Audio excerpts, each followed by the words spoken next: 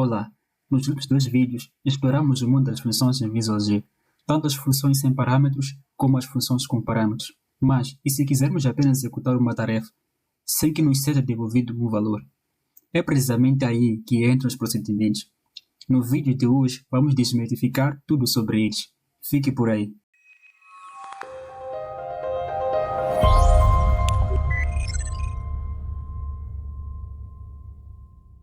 Olá! Bem-vindo de volta. Como prometido, hoje vamos mergulhar no conceito dos procedimentos. Para que possa dominar esse tema, é fundamental responder duas perguntas-chave. Afinal, o que é um procedimento? E mais importante, quando é que devemos utilizar? Vamos a isso. De forma simples, um procedimento é um bloco de código ou um programa que executa uma série de tarefas.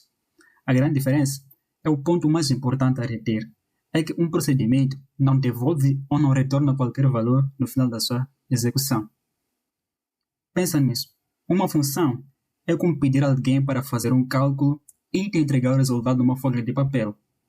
Um procedimento é como pedir a essa pessoa para simplesmente arrumar a secretária. A tarefa é feita, mas não recebes nada em troca na tua mão. Lembrar que os procedimentos são equivalentes na linguagem de programação como Java e Dart a métodos que não retornam nenhum valor. Os tais métodos nessas linguagens são chamados de métodos do tipo void. Agora, quando usar procedimentos? Esta é uma pergunta de ouro. Deves usar um procedimento sempre que teu objetivo for fazer alguma coisa, em vez de calcular e devolver alguma coisa. Os procedimentos são perfeitos para organizar o código. Em vez de teres um bloco de código gigante, podes dividi-lo em pequenas tarefas lógicas, cada uma no seu procedimento. Torna tudo mais fácil e legível. Evita repetições. Se precisares demonstrar um menu, por exemplo, ou uma mensagem várias vezes no teu programa, crias um procedimento para isso e podes chamar esse procedimento sempre que precisares. Os procedimentos também são úteis para realizar ações concretas. São ideais para realizar tarefas. Os procedimentos são ideais para realizar tarefas que têm um efeito secundário, como exibir mensagem, título ou menu no ecrã, limpar o ecrã, gerar e imprimir um relatório, alterar valores de uma variável global. Em resumo, se a tarefa não gera um resultado que precise ser guardado numa variável ou usado noutro cálculo ou um procedimento, é quase certeza a ferramenta certa para o trabalho é usar procedimento. Ótimo! Agora vamos ver como funciona na prática. Antes de avançarmos, vou criar uma estrutura básica em procedimentos. Como bem sabemos, os procedimentos e as funções são criadas entre a palavra-chave var e a palavra-chave início. No entanto, o meu procedimento eu vou criar aqui.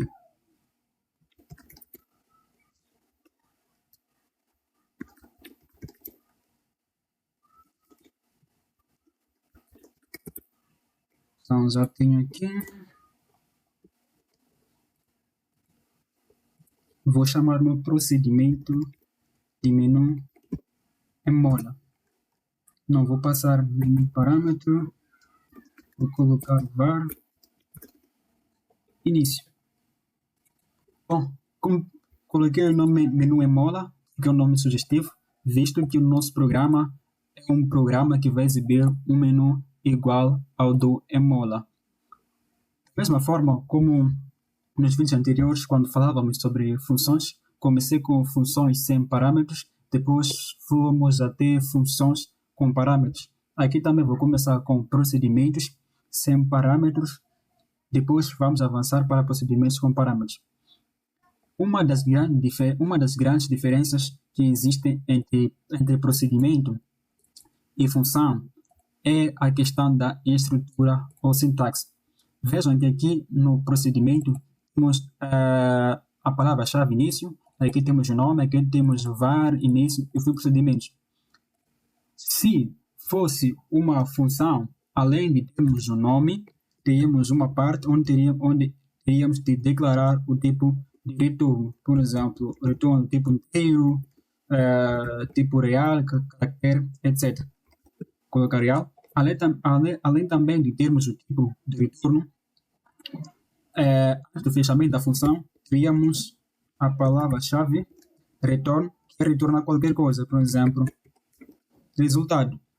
E Em algumas funções, poderíamos até ter o caso de termos os parâmetros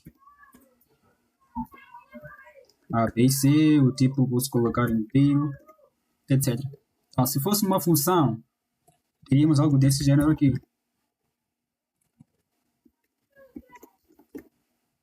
Temos esta estrutura aqui ou essa sintaxe, mas como trata-se de um procedimento, também sabemos que as funções retornam um valor, mas os procedimentos não retornam nenhum valor. Então, temos que remover esta parte aqui.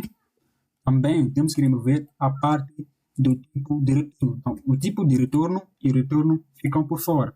Então, ao invés de chamar de função, chama de procedimento.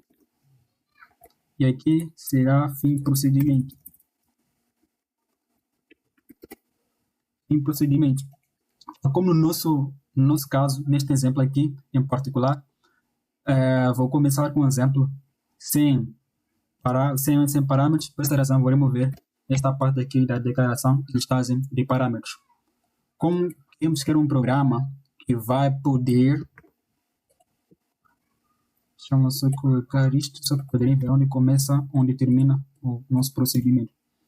Como queremos criar um programa que somente vai exibir um menu, não vai fazer mais nada, então não vejo necessidade de mantermos este var, de declararmos variáveis locais. Então, vou remover esta parte aqui, vou deixar o nosso procedimento mais simples. Então, após o início, é aqui onde nós escrevemos as nossas instruções. Então, escrevemos aqui as nossas instruções ou comandos nesta secção aqui. Então, vou começar aqui. Escreva. A primeira opção do menu Emola é transferir dinheiro. Transferir para 86 ou 87. Então, vou replicar esta linha aqui. Vou replicar mais 9 vezes. Já está. A segunda opção é transferir para Emola ou Mcash, aliás, Mpesa ou Mcash. A terceira opção, transferir para banco. Então, vou pegar essa parte aqui. A quarta opção é internet, não, levantar. Esta é a quarta opção. A quinta opção, comprar crédito.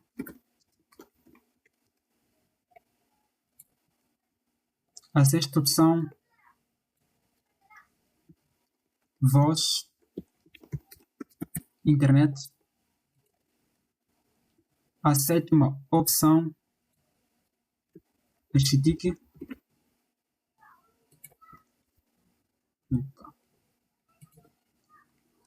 Nossa sétima opção. A oitava opção, nós temos Credelec.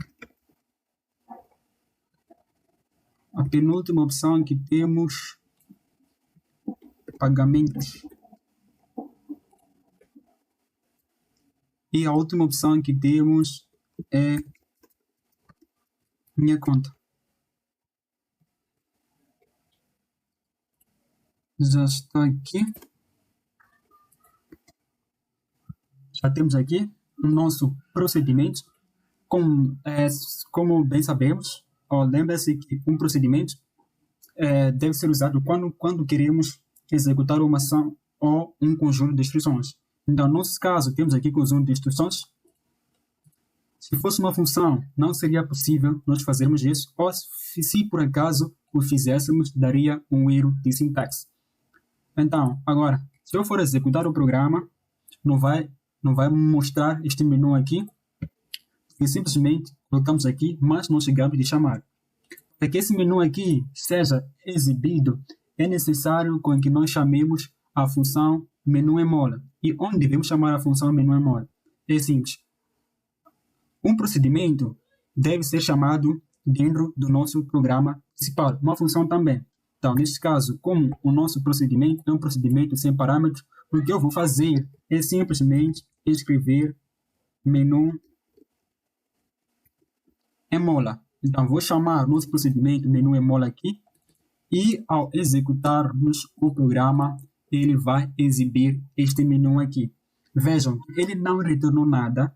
Então, o que ele fez foi somente executar uma instrução, foi executar uma ação.